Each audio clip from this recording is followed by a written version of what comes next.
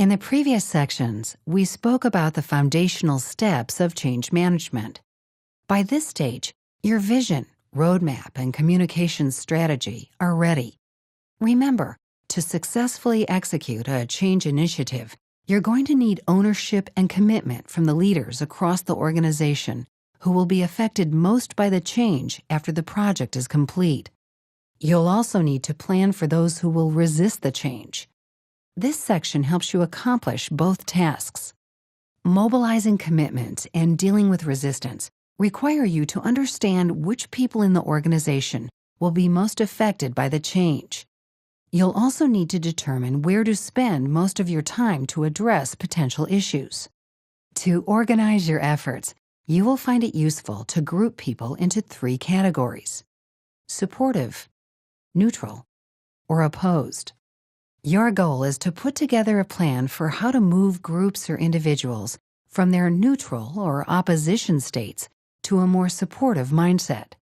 As you build commitment, a responsibility grid can help you determine the roles and involvement of key stakeholders. There are 4 components of the responsibility grid, and you'll find it in the playbook at the end of this section. Sometimes this grid is also called the RACI matrix. The first level is responsible. These are the parties who perform the specific activities that are being considered. Many times there is only one person or group that's responsible for getting a specific task done. The next level is accountable. These are the people on the hook for delivering the results. It's often the leader of a group or the person who manages the customer. While multiple people can be responsible for performing the tasks, only one person is accountable for the outcome. At a lower level of engagement, you have those who are consulted or informed. Consulted parties have a voice. You give information and they provide input. Finally, informed parties have information flow to them, but it's to keep them in the loop, not to ask for their opinions. To execute the vision for change, you will need these different levels of participation and buy-in. Ideally, you'll want everyone who is responsible and accountable for key processes in the change initiative to be supportive. Groups that are either consulted or informed can be neutral to the initiative, and that won't hurt your progress. On the flip side, if your key players who are responsible or accountable are opposed to your initiative, then the change will be hard to implement and it won't last. In this section, we will show you how to assess the level of support, increase buy-in, and deal with resistance. Let's look at a practical example.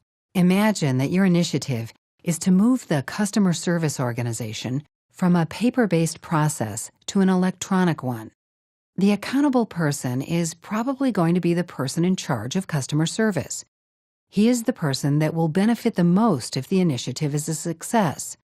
But he's also the person that will have performance issues and face his superiors if something goes wrong. When populating this matrix, sometimes it gets confusing between accountable and responsible. The easy way to identify the accountable person is to ask, the buck stops where? It is possible to have a few responsible people within a change process. For example, a manager within customer service who will execute several parts of the initiative, as well as someone in IT who's in charge of the new system. Several associates who work in the customer service department may be consulted about how to best set up and run the new system, whereas other associates may simply be informed. Lastly, depending on how much impact there is for customers, they too may be either consulted or informed. Be sure to have the right people, such as the sales department or the customer representative, involved before you communicate with those customers. Now that you have your responsibility matrix, let's examine how commitment problems or resistance can sabotage a change initiative before it ever gets off the ground. Every organization includes individuals who will offer some level of resistance to change. It's human nature to migrate towards old routines, and the more widespread or significant the change, the bigger the level of resistance to expect. Always remember, you can't assume that everyone will see the need for change the same way at the start of this process. People react in different ways to change. At an extreme level, there's the fight-or-flight syndrome, which can range from boldly challenging your initiative to completely withdrawing from it. People can feel cornered by change and see their only options as fighting it off, heading for the exit, or by hiding and quietly disengaging. Change can also cause grief and anger. As a change leader, it's your job to help people overcome these feelings and become active supporters in the change process.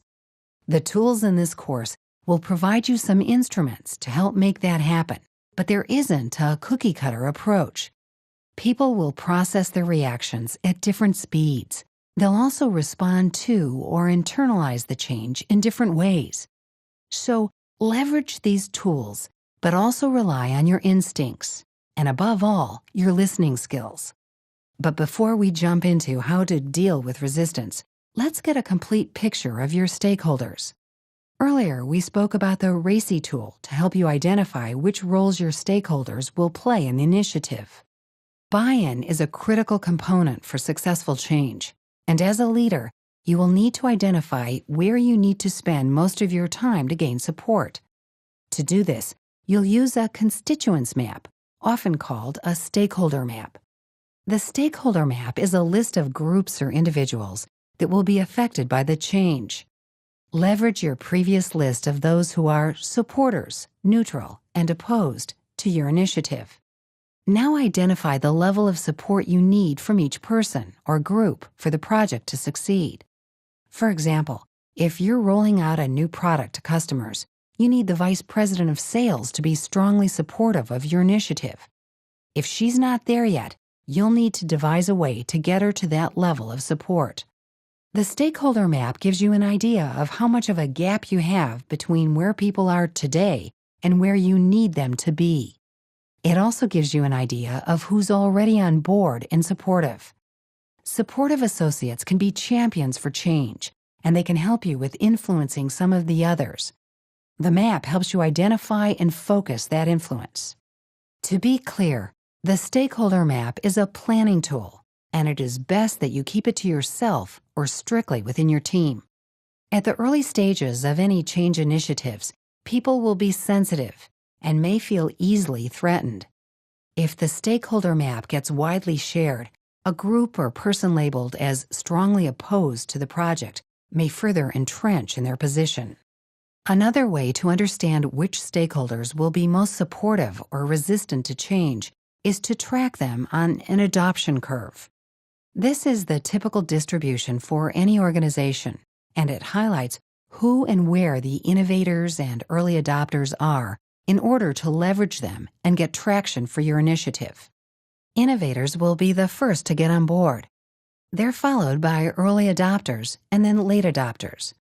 With the participation of these three groups, you should have the bulk of the organization on board for your change initiative.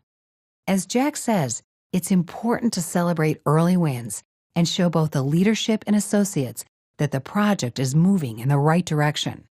So don't wait until a major milestone to celebrate and communicate if you see progress early. These early wins reinforce the positive energy and buzz you're looking to build. Be sure to recognize team members who are quick to adopt the new behaviors that you want to see. Remember that the ultimate success of a change initiative relies heavily on smaller changes in the daily behavior of people. Those associates can be the best role models for others. Now, let's talk more about the resistors, since that's one of the biggest challenges a change leader will face. The first step is to understand the three key sources of resistance. Technical resistance is generally driven by specific reasons like cost considerations or a lack of skills or resources exposed by the initiative. You need to be sure you fully understand technical resistance, since there could be very good reasons why these people are voicing concerns. For example, is there an important flaw in your vision for change that this group has identified? If yes, you'd better listen to their input and incorporate it in your roadmap. Political resistance revolves around issues of power and authority, especially from people who stand to lose one or the other. Cultural resistance comes from current mindsets and habits. Look for phrases like, "We've always done it this way. Our last boss didn't make us do this.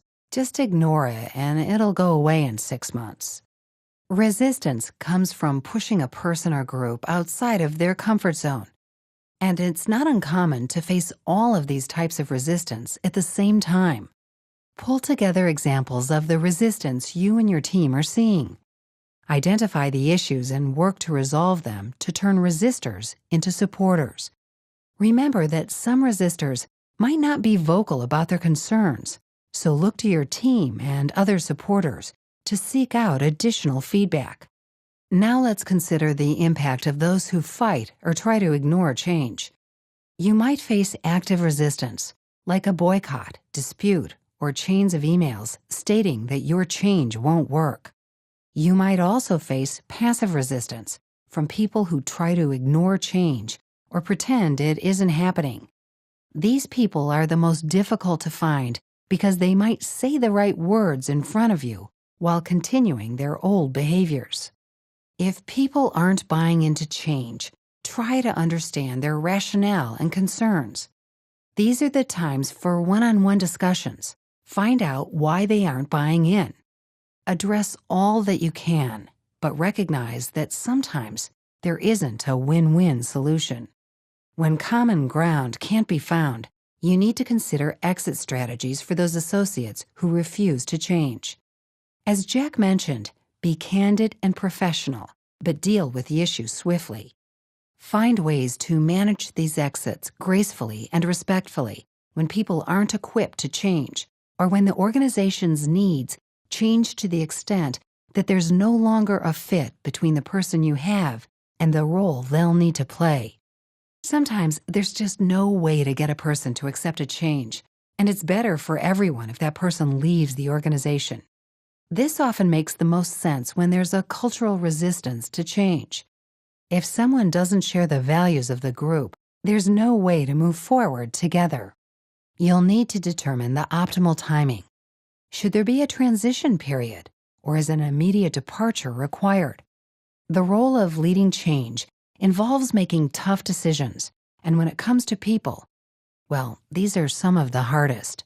But if you're unwilling to make the tough decisions, then all of your other efforts could be undermined by those you've now empowered to resist the change.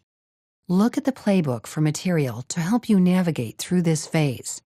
Now that you understand the position and role of everyone involved in your change initiative, in the next section, we'll cover tracking your progress to the roadmap you've created.